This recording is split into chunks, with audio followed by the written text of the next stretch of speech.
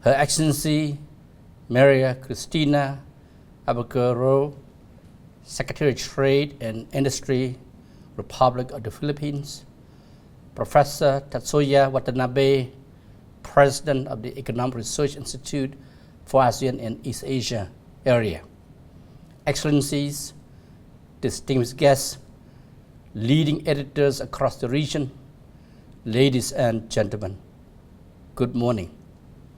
The convening of the ASEAN Editors and Economic Opinion Leaders Forum could not be better time.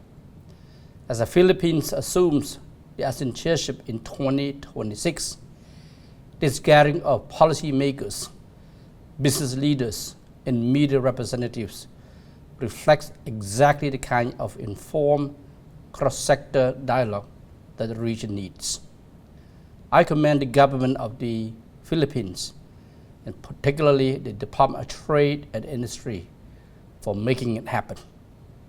This forum is taking place against a backdrop of significant global disruption, geopolitical tensions, economic fragmentation, rapid technological change, and deepening sustainability pressures are reshaping the landscape in which ASEAN operates.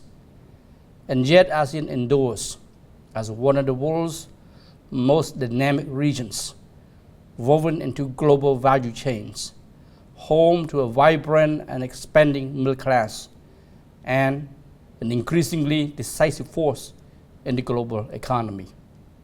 In this environment, ASEAN's collective task is as clear in principle as it is demanding in practice: to build resilience without retreating from openness, to lead transformation while ensuring no one is left behind, and to pursue growth that is sustainable, credible, and built for the long term. These are not abstract aspirations. They are the guiding principles behind ASEAN's economic integration agenda and the lens through which today's conversation should be viewed and be pursued. Excellency, ladies and gentlemen, the Philippines chairship arrives as ASEAN presses ahead to build a future-ready regional economy. Progress on the ASEAN Digital Economy Framework Agreement, the upgrading of the ASEAN Trade in Goods Agreement, and ASEAN Plus One Free Trade Agreements, deeper regional cooperation and sustainability, and stronger support for MSMEs and entrepreneurs. All of these reflect a region serious about innovation-led, inclusive growth, and dynamic transformation. The aim is not simply to sharpen ASEAN's competitive edge, but to ensure that economic transformation produces real and lasting improvements in people's lives. Technological change, meanwhile, is fundamentally altering how we produce, trade, learn, and connect. Digitalization opens remarkable pathways to greater access and productivity, but it also introduces a real risk: widening digital divides, skills mismatches, cybersecurity vulnerabilities, and gaps in consumer protection. ASEAN's response has been deliberate and grounded, expanding cross-border digital payments, deepening e-commerce cooperation, supporting MSMEs through the digital transition, and investing in skills that prepare people for the economy ahead. The goal is a technological future that is inclusive, secure, and worthy of public trust. Excellencies, ladies and gentlemen, throughout all of this, your role as editors, journalists, reporters, producers, and economic opinion leaders is not peripheral, but central. You do more than chronicle developments. You make complexity legible, shape the terms of public debate, and translate a regional policy into meaning for ordinary citizens.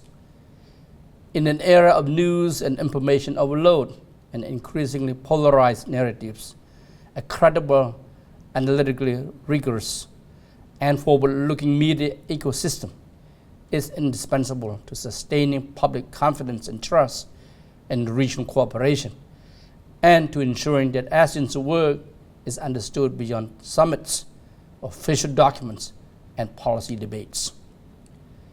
At its heart, ASEAN's story is one of sustained and committed cooperation. For nearly 6 decades, this community has shown that dialogue, consensus, and partnership can turn diversity into collective strength. That lesson carries renewed weight and strength at a time when global economic discourse is tilting toward fragmentation and insularity. ASEAN's experience makes the case plainly and persistently that openness, rule-based cooperation, and regional integration are not sources of vulnerability, but of resilience, stability, and promise. This year, ASEAN marks the 50th anniversary of the Treaty of Amity and Cooperation in Southeast Asia, a milestone worth pausing on. The treaty enshrined what has since proven to be an enduring truth, that peace, stability, and economic progress are not separate pursuits. They reinforce one another. A stable and predictable regional environment attracts investment, fosters innovation, and deepens connectivity. In turn, growth that is inclusive and sustainable strengthens social cohesion and long-term security. 50 years on, these mutually reinforcing commitments remain the bedrock of ASEAN's community-building work, and the reason this region continues to move forward together. Excellency, ladies and gentlemen, in closing, I encourage the forum to be a space for constructive dialogue, rigorous analysis, and constructive debate. Let us work together to shape a shared understanding of ASEAN as a region that is resilient yet open, adaptive yet principle-based, and firmly future-oriented while remaining rooted in the spirit of cooperation. The ASEAN Secretariat remains fully committed to working with the Philippines, all member states, and partners across government, business, and the media to advance a strong, integrated, and people-centered ASEAN community. May the conversations today be as consequential as the issues before you. Thank you.